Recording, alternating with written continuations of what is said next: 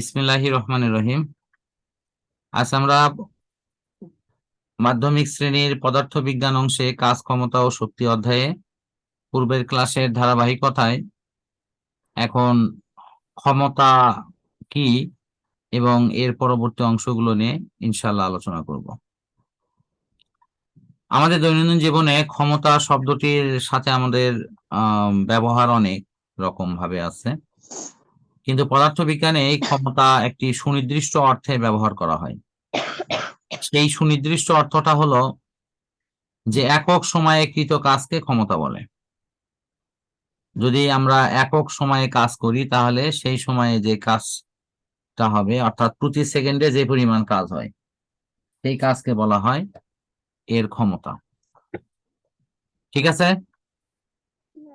এখন দেখো, প্রতি সেকেন্ডে যে পরিমাণ কাজ হয়, এখানে কিছু উদাহরণ দেওয়া আছে যেগুলো থেকে পরীক্ষায় প্রশ্ন আসে। যেমন লেখা আছে 1 ওয়াট মানে কি? 1 ওয়াট মানে হলো প্রতি সেকেন্ডে যদি 1 জুল করে কাজ হয় তাহলে সেটা হলো 1 ওয়াট।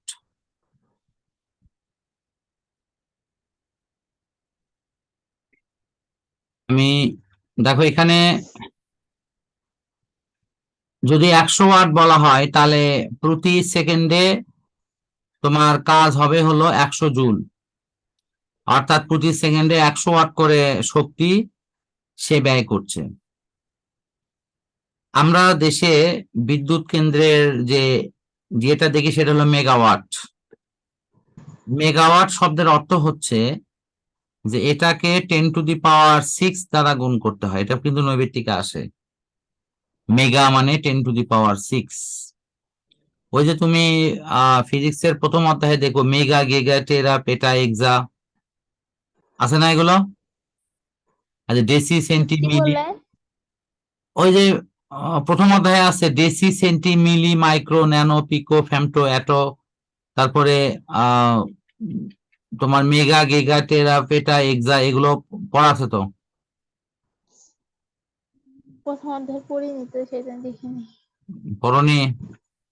না, সমস্যা নাই, পড়ে নিব। আমি এগুলো তোমাকে দেখাইছি এবং বলছি যে ক্রমান্বয়ে প্রতিদিন অল্প অল্প করে পড়ে আয়ত্ত করতে হবে। এই যে এই ছকটা ভালো করে দেখো। ও হ্যাঁ, এখন মনে পড়ছে? আমি এগুলো বলছিলাম একদিনে পড়লে মনে থাকবে না। তোমাকে বলছিলাম এইরকম করতে। দেখো, আজও বলে দিচ্ছি।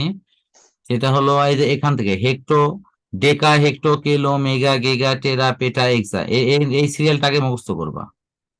কি বললাম দেখো তো, ডেকা, হেক্টো, কিলো, মেগা, গিগা, টেরা, পেটা, এক্সা। আবার পড়বা ডেকা, হেক্টো, কিলো, মেগা, গিগা, টেরা, পেটা, এক্সা। এটা পড়ে তারপরে 10⁻1 2 3 6 9 12 15 18। আবার ডেসি, সেন্টি, মিলি, মাইক্রো, ন্যানো, পিকো, ফেমটো, অ্যাটো। এটা ওই যে ডেসি, সেন্টি, মিলি, মাইক্রো, ন্যানো, পিকো, ফেমটো, অ্যাটো এভাবে মুখস্থ করলে। আর এখানে দেখো এই পাশে হলো তুমি দেখো এই পাশে হলো কি প্লাস 10⁻, এটা প্লাস, আর এখানে আছে মাইনাস 10⁻⁻1 -2 -3 -6 -9 -12 -15 -18। ক্লিয়ার? বুঝছো? হ্যাঁ। আচ্ছা, এই নামগুলো কিন্তু মুখস্থ রাখা লাগবে এবং এখান থেকে নৈবেত্তিক আসছে কিন্তু। বিশেষ করে ফেমটোটা বেশি পরীক্ষায় দেয়। ফেমটো মানে হলো 10⁻⁻15। 15 থেকে ফেমটো। ঠিক আছে? তারপরে ন্যানোটা আসে, এই যে তোমার হলো এই যে মাইক্রো আসে, এখানে মেগা, গিগা এগুলো কিন্তু পরীক্ষায় আসে। গিগা মানে এবার আসছিল, কিন্তু এবার পরীক্ষায় আসছিল। গিগা হলো 10⁻9। বুঝতে পারছো? আচ্ছা, যাই হোক, আহ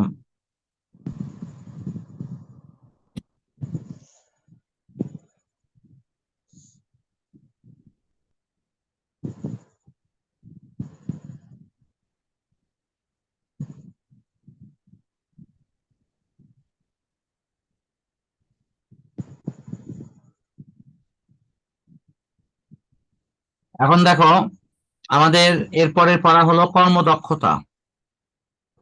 কর্মদক্ষতা বিষয়টা এরকম যে আমরা যখন কোনো কার্য সম্পূর্ণ করি সে সময় আমাদের দক্ষতা বিষয়টাকে এভাবে চিন্তা করা হয় যে কোনো ব্যক্তি বা কোনো যন্ত্রের কাজ করার যে সামর্থ্য আছে তার তুলনায় সে কাজটা কি একই করলো না কম করলো না বেশি করলো। যেমন ধরো একটা ইঞ্জিনের ক্ষমতা কোম্পানি লিখে দিয়েছে 2000 ওয়াট, কিন্তু ওই ইঞ্জিনটা যখন কাজ করছে তখন সে কোনোভাবেই 1500 ওয়াটের চেয়ে বেশি করতে পারছে না। তার মানে ওই যন্ত্রের মধ্যে লেখা আছে 2000 ওয়াট, কিন্তু সে কাজ করতেছে হলো 1500 ওয়াট। আরেকটা উদাহরণ দিই, মোটর সাইকেলের তোমার দেখবে মিটারে লেখা থাকে 120 150 কিলোমিটার পার ঘন্টা, মানে পার আওয়ার, কিন্তু বাস্তবে কিন্তু মোটর সাইকেল 120 তো দূরের কথা, 100 পর্যন্ত বেগ তুললে ওই মোটর সাইকেলের পিক আপ ধরে রাখা যায় না। তখন এটা মনে করো কখন যে অ্যাক্সিডেন্ট করে কি হবে এটা বলা কঠিন। তো এই কারণের জন্য দেখা যায় যে আমরা ওই মোটর সাইকেলের হয়তো কার্যক্ষমতা 150 পর্যন্ত থাকতে পারে,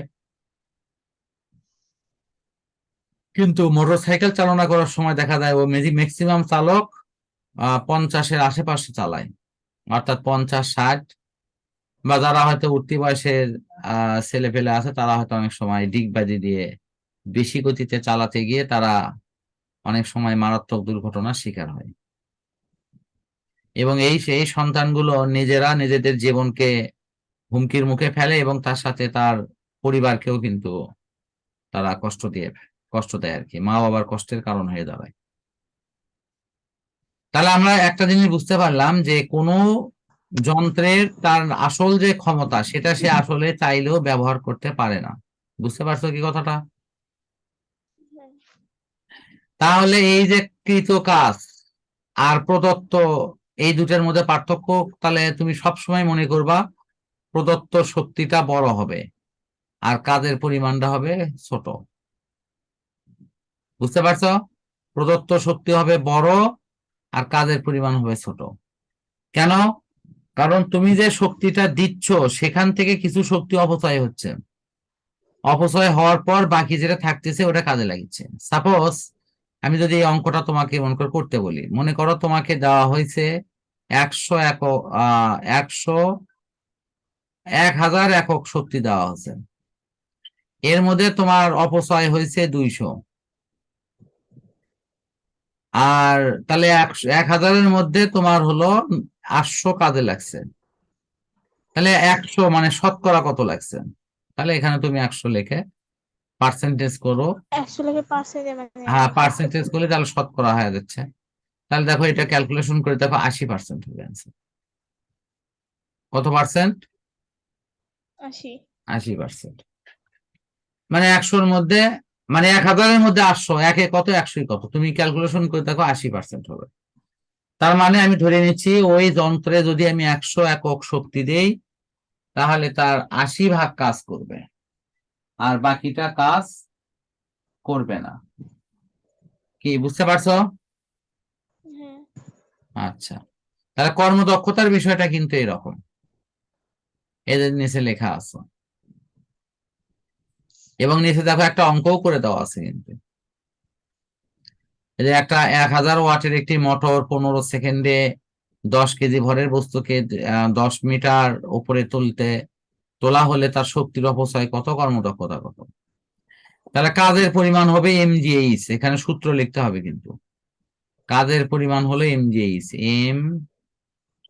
mgh, m হলো ভর, এই যে ভর হলো 10 কেজি, জি হলো 9.8, এই যে জি হলো 9.8, আর এইচ হলো উচ্চতা, এইচ হলো 10 মিটার উচ্চতা, এই যে 10 মিটার উচ্চতা। বুঝতে পারছো? হ্যাঁ। এগুলো গুণ করার পর আমরা এখানে কাজের পরিমাণ পেয়ে গেছি। তাহলে এখানে কাজ করার জন্য শক্তি দেওয়া হয়েছে 15,000 আর কাজের রূপান্তর হয়েছে 9,800, তাহলে শক্তির অপচয় হলো কতটুকু এটা বের করে নিবে। তাহলে কর্মদক্ষতা হবে এইভাবে, এই যে ক্যালকুলেশন। এই যে দেখো, এই যে কার্যকর, এই যে কার্যকর ভাগ হলো প্রদত্ত গুণন হলো 100%।